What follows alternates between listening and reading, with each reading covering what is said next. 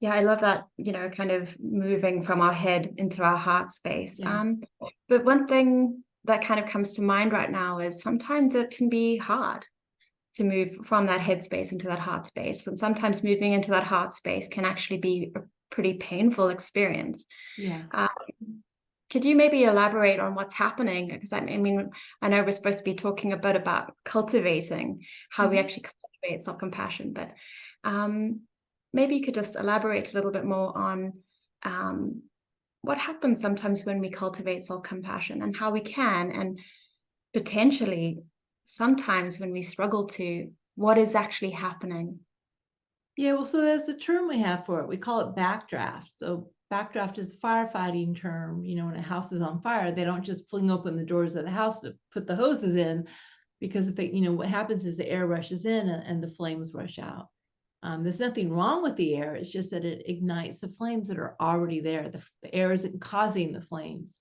And it's the same with backdraft. We have a lot of pain trapped inside of us. Often we've used kind of suppression or repression for most of our life to just keep ourselves from being overwhelmed by the pain.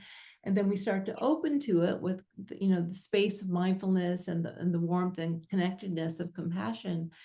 And what happens is we just get in contact with a lot more pain that was already there. And it can feel destabilizing. It can be very intense. Sometimes people even, especially if they had a traumatic early trauma, sometimes those traumatic memories will come flooding in. So it's not a sign that you're doing it wrong. It's actually a sign that you're doing it right. But it's a sign that you maybe need to slow down. Maybe it's too much. Maybe you don't want to do a full, maybe you don't, if you're putting your hand on your heart and it just feels too much, maybe you want to take off your hand. Maybe you want to go slowly. So you have to kind of titrate, you might say, how much warmth and compassion you bring into your practice so that you feel, so you don't feel overwhelmed. Whenever you feel overwhelmed, it's a sign that maybe you need to back off a little bit. So it's even just being aware that this is normal, it's natural, is huge.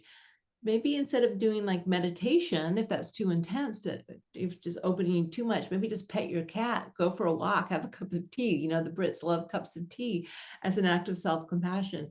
What's really most important is that you're setting your intention to be kind and supportive to yourself. It matters a little bit less how you do it.